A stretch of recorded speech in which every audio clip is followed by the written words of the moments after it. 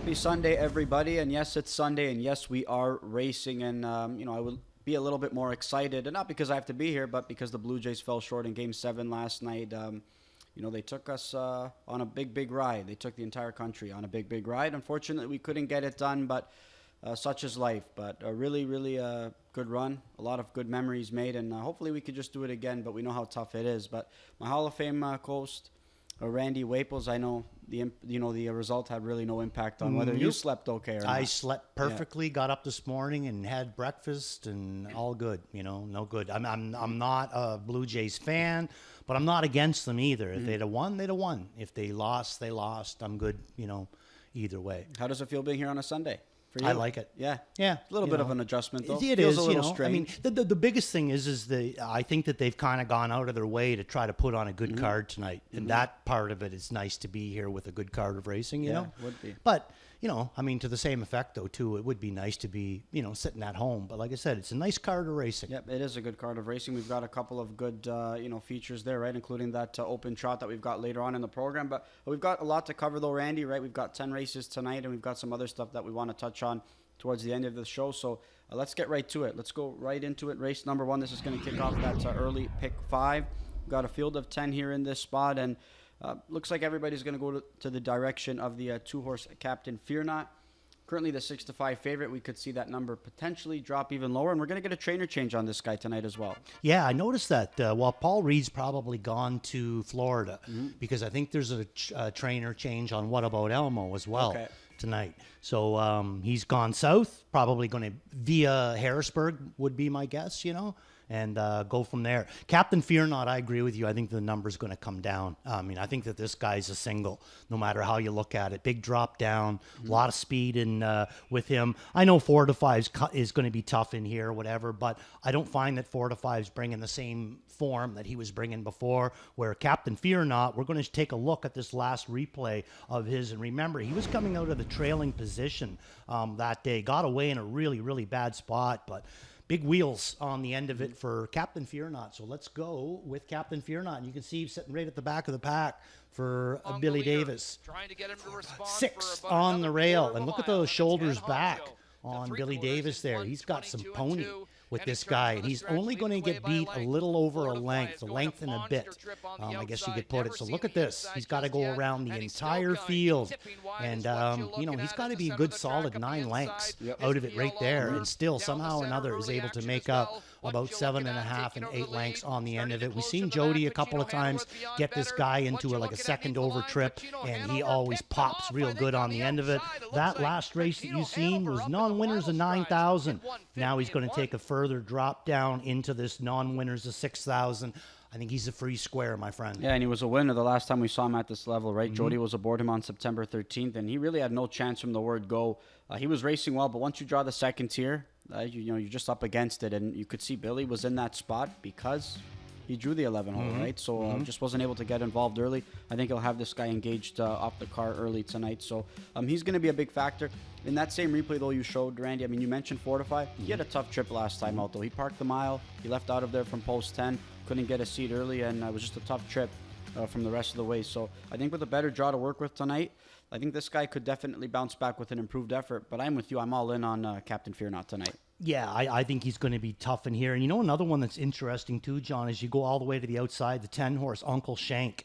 I used him in here for third, but if you go down his lines, the last time he raced in non-winners of 6,000, he had the 10-hole, same as he's got tonight. Down the road winner by 3 lengths and 48 and change for James McDonald. So another kind of horse that, could maybe generate a lot of speed in this race. Yeah, I'm not sure what the break was about last time out, though. That's a little bit of a concern. Making a miscue from the inside. It was a horse that appeared live in that spot, and now you got the 10-hole, a horse that can definitely get engaged early on, but again, I just prefer others. I would say powered up. Okay. Because he ran early behind the gate. That's I think right. he was just powered up a little bit too much with that rail.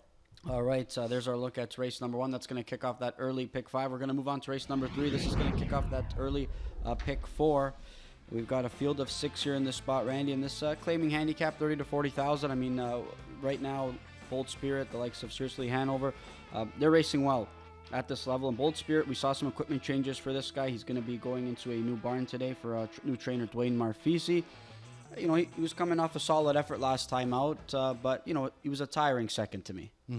Yeah, I look at him that way as well. He rattled off 2 really nice wins, but in my opinion, I don't think the class was quite as tough as it is right now. I think he could get to the front, and really he only had to deal with a couple of horses that would be coming at him at the end. Seriously, Hanover's a pretty nice horse, so I'm going to take a chance with him. What we're getting with him so far, it seems like since he's entered Murner's barn, is either all or nothing. He's had 3 starts, 1 made a break in between, and the other 2 starts, he was a winner. And last week, he was a really nice winner. So let's take a look at Seriously Hanover. I think Billy Davis is picking up a very live drive in here. And if you go down just before he left Carmen Osceolo's barn, Billy Davis drove him that time, had him up on front and finished 3rd in there, mile and 52. So he does know him, does seem to be able to get along with him, knows his, his little quirks or whatever. But this he's got a big engine, this guy. And, if he stays in this 30 to 40, he's going to make a lot of horses like it because, like I said, big motor, big horse too. And here he comes with James. Big movement on the end of it. Just absolutely love the way that he looks out there. You can see James there now. He finally starts to ask him deep into this last 1/8 of a mile, and Trevor looks over and basically gives it a head shake. He knew that this guy's momentum was going to carry him right on by, and I think he was the easiest of winners. So he's coming back in here in a short field with a driver that does know him in the same barn that he's been racing very, very good. So I think Seriously Hanover's the way that I'm going to go. Yeah, I can't fault you there, right? I think it looks like on paper it certainly could be the 2 or the 5 in this spot. Seriously Hanover, we know he's got the speed in the class, right? We see that 48 and change mile that he's got in his back pocket.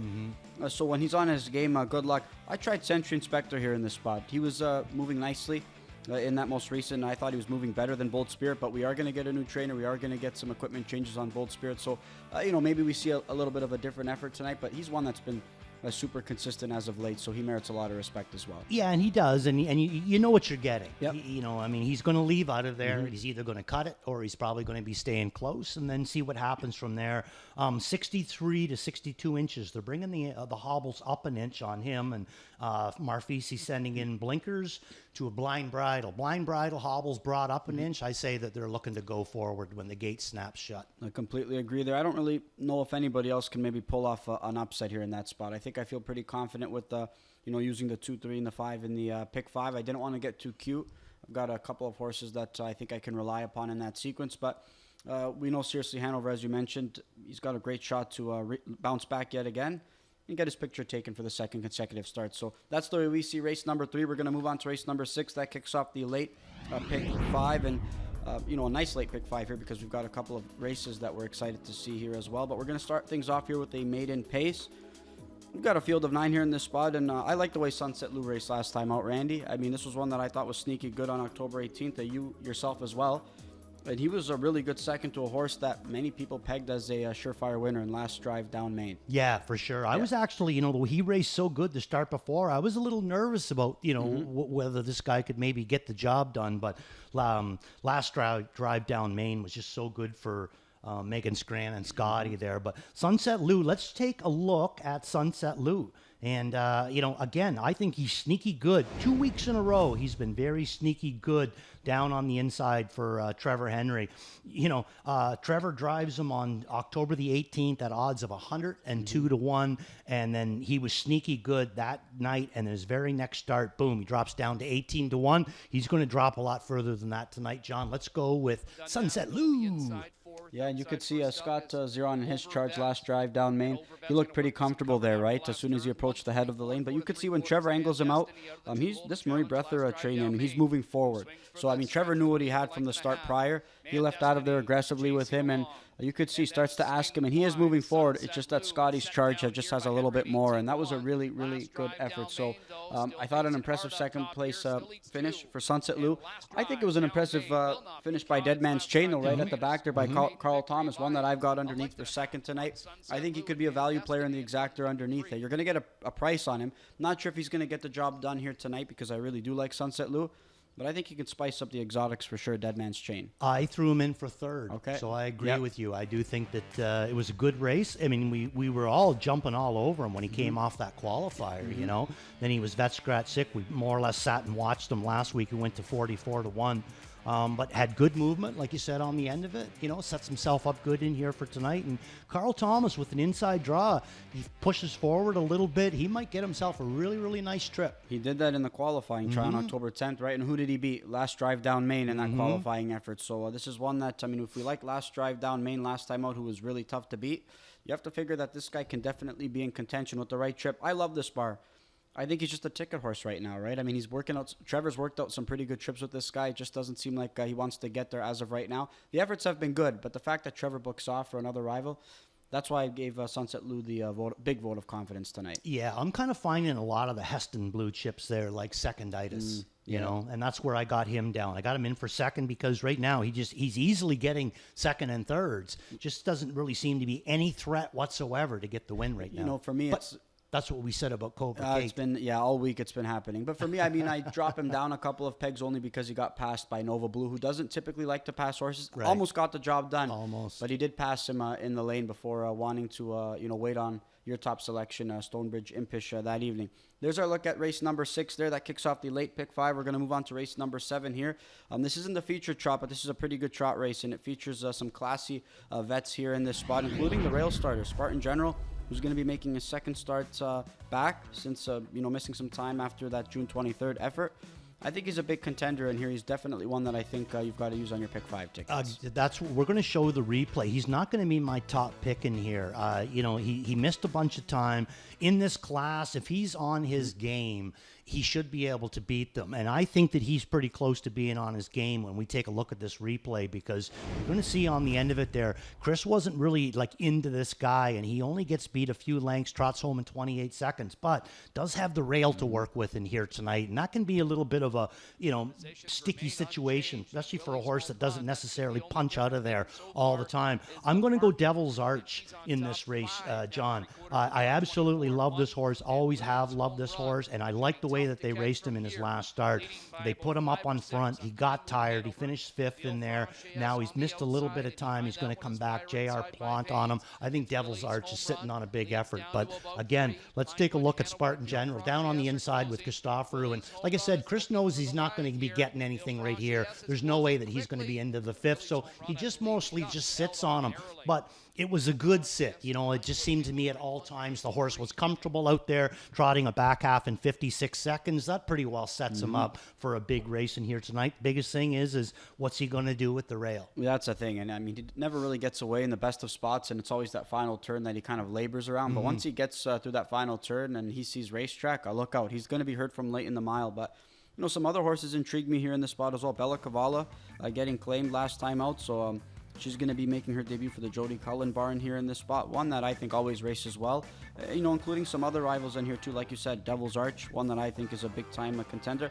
I like the way Stormont Churio raced last time out too. I agree. He's got a middle-of-the-gate draw here tonight. I'm curious to see what kind of trip that Ryan Guy likes to give this guy, but I really do think he could be sitting on a big effort. But if Spartan General's close, turning for home, or if some of those other rivals tire at the head of the lane, he's going to be a big contender.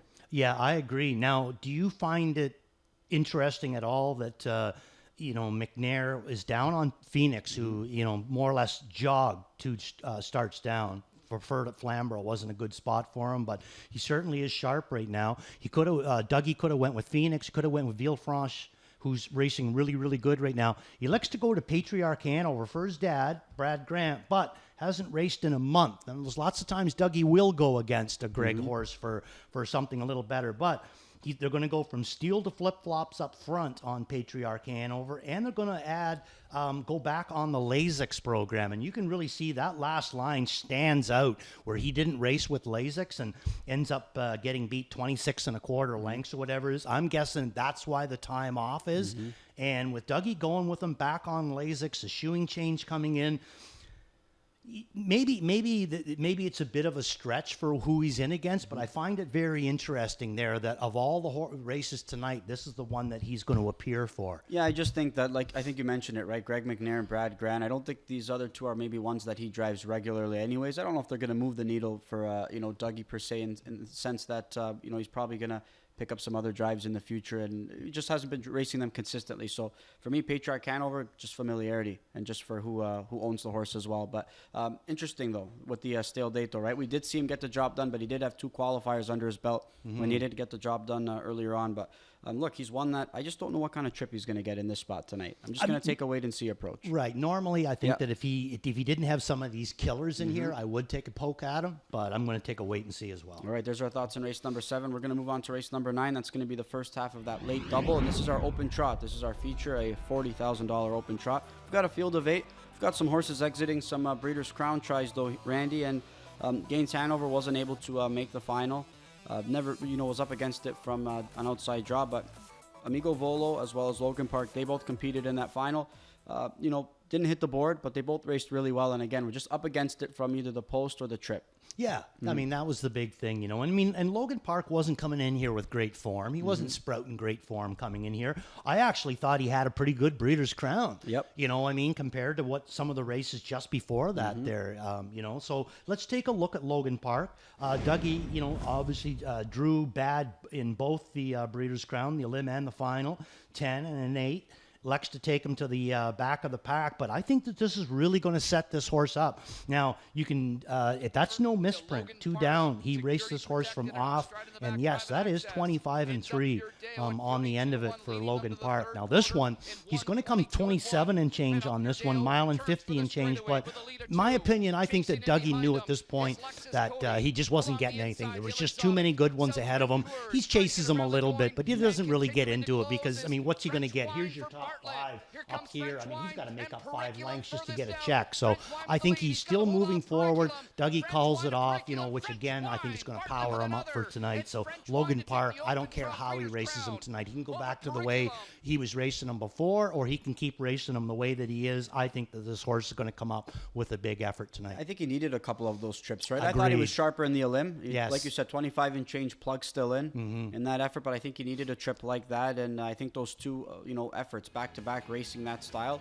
I really do think he's going to be sharp, and Doug is going to be able to go back to his just regular way of racing him here in this spot. Look, we know he's got the versatility, in his back pocket. He can chase horses with ease, but the problem is here on this circuit, he's the dominant trotter here, right? So, when you're the dominant horse, you just got to keep racing them a certain way because Doug's got the best horse, and Doug's going to race the best horse, with confidence, which is exactly what he's done. I'm excited to see Louis back aboard Gaines Hanover tonight, though, because obviously one that gave him his biggest thrill, or one of them at the time, giving him his first Breeders' Crown when he was a 2-year-old. So he's familiar with the son of Cantab Hall. Yes, he is. Justin Turcotte off to a good year as well. I got him in for 3rd.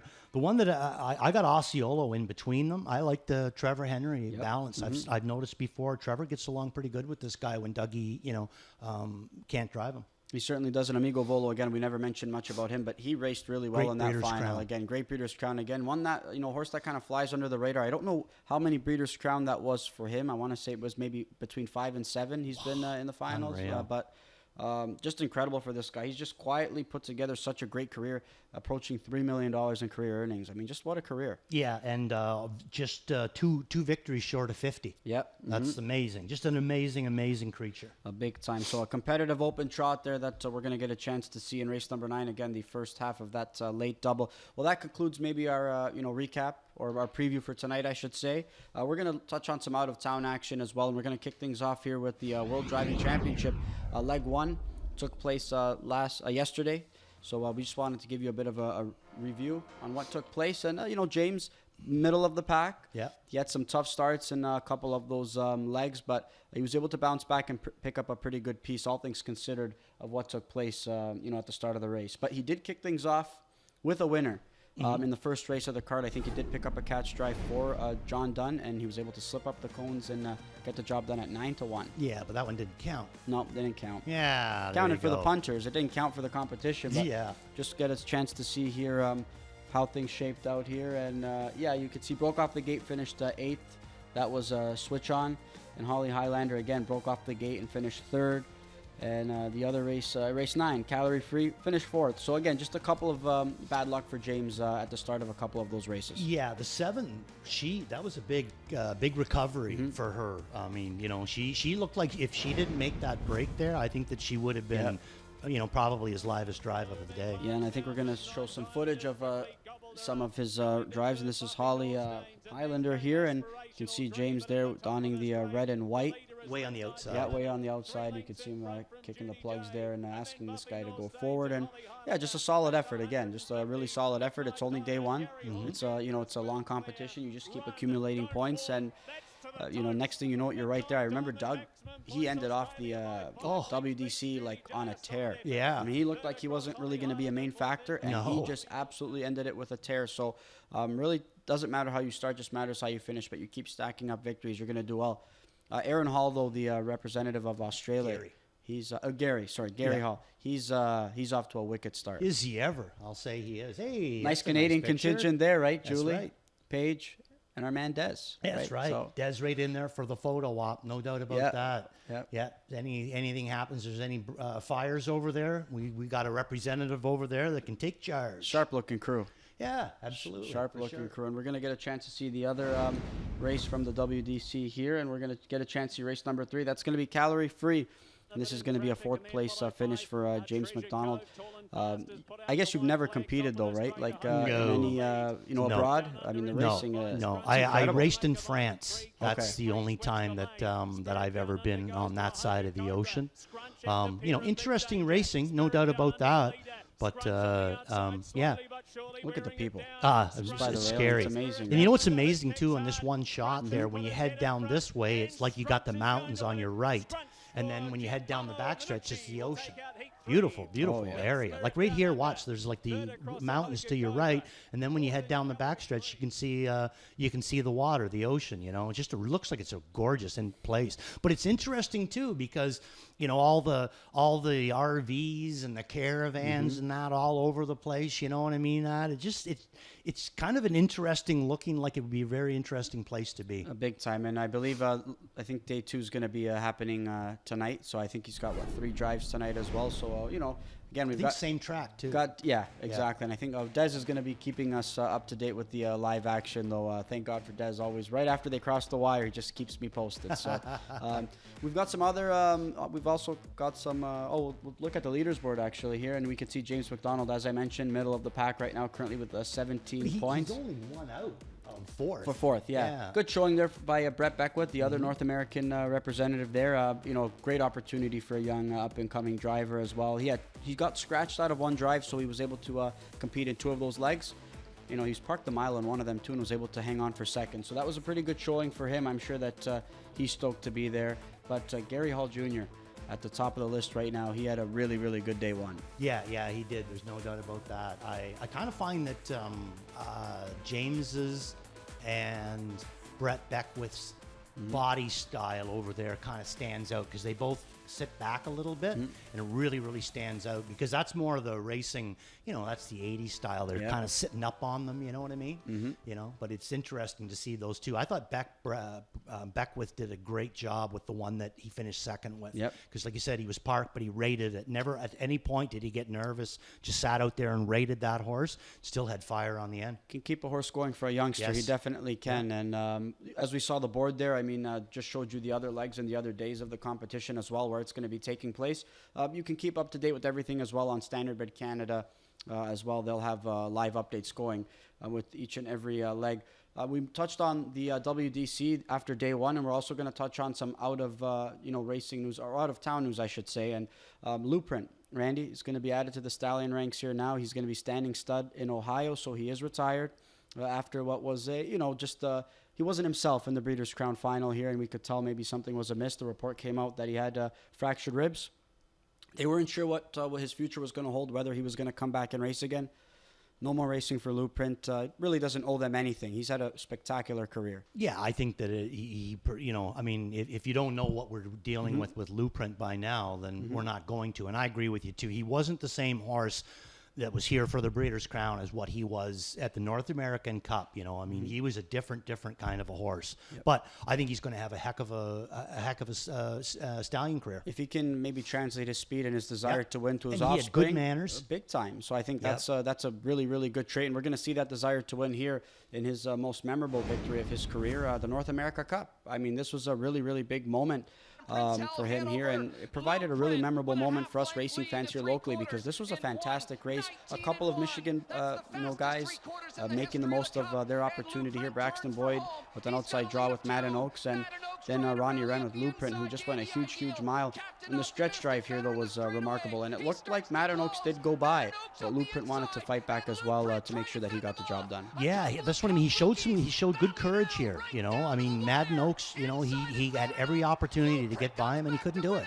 You know, and he just, like I said, the horse at this point, when he came on the track, he was like he was making a statement every time he raced here. Yeah, really good addition, I think, for the stallion ranks there in Ohio as well. So, you know, Blueprint going to be standing stud, and you know, Sippin' on Sea Rock, also one that is going to be standing stud after getting a big Breeders' Crown victory, I believe, though, in Indiana. But yeah, it was just always a pleasure to watch this guy compete, and he just continued to add to his resume. The fact that he came back, I know the Breeders' Crown didn't work for him. The fact that he came back from that procedure that he had done in mid-season, for him to just, you know, put through some pretty big miles and still compete in some, you know, big-time races and race extremely well, I think it just speaks volumes about his toughness as well. Standardbreds are tough, man. If he had fractured ribs and still, look, I know he never hit the board. The fact that he still went out there, went that tough a trip, and still was able to compete, they're tough.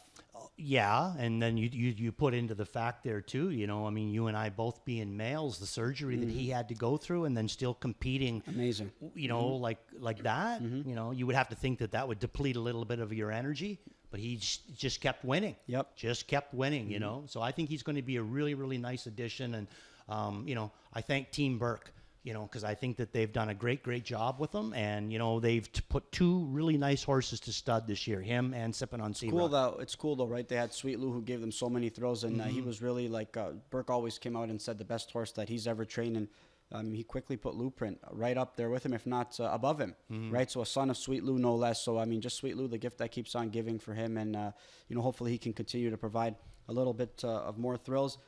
He retired. That was announced a few days ago, and we also got an announcement last night, though, Randy, that one of our favorites here, especially locally, Sylvia Hanover. She is going to be retired, so no more racing for Sylvia Hanover. And again, things didn't work out for her in the Breeders' Crown final, but what a remarkable career, though, Randy, and one that we've had a joy watching and following for the last few years. Yeah, just been an absolute pleasure and fun to watch too. Yep. You know what I mean? You know, I think that the odd time she was probably aggravating to drive, you know, because it was her way, and that's the way it was going to be. But boy, oh boy, when she brought everything together, power, gait, and her desire, it all came together at once. She was unstoppable. Yeah, she really truly was unstoppable. Really was one of a kind. And again, we talked about it in the past, though. It's like we watch qualifiers, and we don't like to see, you know, drivers maybe asking of certain horses or maybe having good body language. I remember when James qualified Sylvia, he had to urge her a little bit, right? And the same with Bobby when he was able to get aboard her.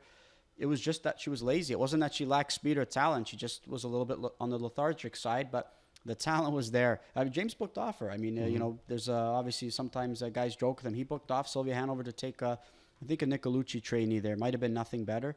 And look what Sylvia Hanover became, right? Bobby able to pick her up and do some great things. And we're going to look back at her Breeders' Crown victory when she was a 2-year-old here, because I thought that was another wicked performance, but there's been so many of them.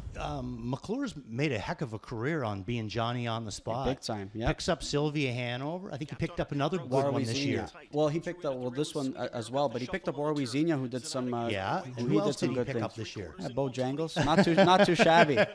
You could see this racer Sylvia Hanover getting it done here in the Breeders' Crown, and again, once she finds racetrack, you know she just wants to hunt down horses. This for me was just a display of the speed, and you could see, you know, Bobby having to get after a little bit, but we'll show another replay that just kind of puts all of her traits into one while she was able to get it done. But a nice moment for her, and that was just the first of many huge performances. Yeah, just and the size of her, everything about her, you know, she's going to be a heck of a mama, I would guess. I'm excited to see who they're going to breed her to. Yeah, me too. Yeah. Me too. It'd be very a lot of good interesting. options now, right? I'd say a lot of really intriguing options, because the stallion ranks just continue to get deeper and deeper. But if they can, you know, get some of her look. She might be a little bit on the lazy side, but she is wicked smart, and we know that. Too smart. Too smart. Too smart. Yep. Yeah, I mean, what there's a she couple. needs to do is to be bred to basically a really fast stud that's maybe not that smart. Yeah, and she'll carry she'll carry that intelligence over. Oh, look at that picture. Yeah, it's Beautiful. awesome. Yeah, Horse of the Year here, Yeah. right? Somewhere Horse of the Year. A couple of O'Brien awards, and she'll have a great shot this year as well. So. Big shout out to Team Stacy. Yep. Big shout out to Bob McClure, but the biggest shout out goes to Natasha Rive for looking after this girl. You know, I mean, she had her on her game, and look at that, the way that the presentation this girl's putting out there. She was emotional coming out for the post parade, though, right? When Sylvia Hanover came out for post parade last week. I'm guessing that's the case too, right? You know what I mean? Just emotional. You could tell she absolutely cared about that mare, and one that gave her so many thrills. And Timmy was able to drive her towards the end of her career and a lot over the last year, and he did some great things with her. Set a track record at Plainridge, I believe, too, in 147 and change. Might have been a 5/8 record there as well. So again, he got along with her really well. But it was McClure who started off her career, was able to be a part of many thrills. But we talked about some of her corks. I want to highlight the Mistletoe Shaylee from 2023 at the Meadowlands because this race, Randy, had a little bit of everything, and you could see those corks because she did not want to clear. And we're going to see this race from start to finish because at no point did I think that she was going to win this race. And that's Bob and Sylvia Hanover from the middle of the gate in the Mistletoe Shaylee. And Bob and Sylvia want to go, but as we've seen time and time again, though, Randy, Sylvia Hanover had other plans. And you could see Twimby Joe Fresh and Dexter Dunn he pushes out of there from the inside of the gate, but as we maybe get a little bit past that first turn, we're going to see the Sylvia antics start to show up. Oh, yeah. She definitely had a mind of her own. You know, like I said, I bet you she could be annoying to drive, but I bet you she could also be a lot of fun to drive as well.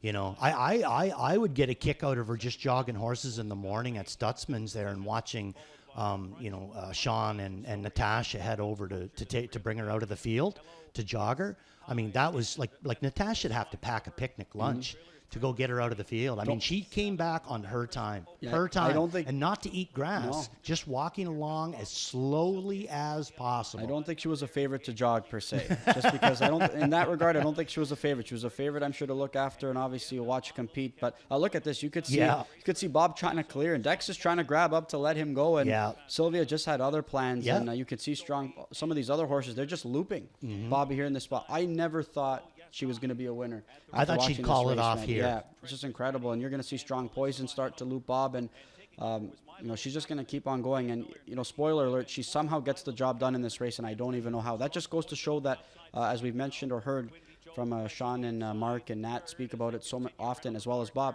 she's got a wicked set of lungs on her. Oh, huge. That's to me, that's the biggest trait, is the lung capacity on her, because I've seen her so many times park the whole mile, park first over, park with multiple moves, cutting it out, and she doesn't get tired. Yep. She might get beat, but she doesn't get tired. And that's got to be just the ability that God gave her. And look at her pace. Oh. I mean, despite being out the route, just look at her pacing with conviction. You could see Twimby Joe Fresh taking a late charge, and she's moving well, but she had the much cleaner trip. And once again, you get up alongside Sylvia Hanover when she was on her game. You couldn't go by her. No. She had so much more earpin going. Yeah. Just unfortunate, though. Obviously, a Breeders' Crown final. Though, while we were, great for Austin Hanners, great for the Luthers, obviously, to get the job done. But just sucks that we weren't able to see Sylvia Hanover as well as Twimby Joe Fresh one last time with both mares at their best. Yeah, that would have been nice. Yeah. Definitely would have been nice. But, in 2 or 3 years, you and I hopefully will be sitting here talking about Sylvia Hanover's babies.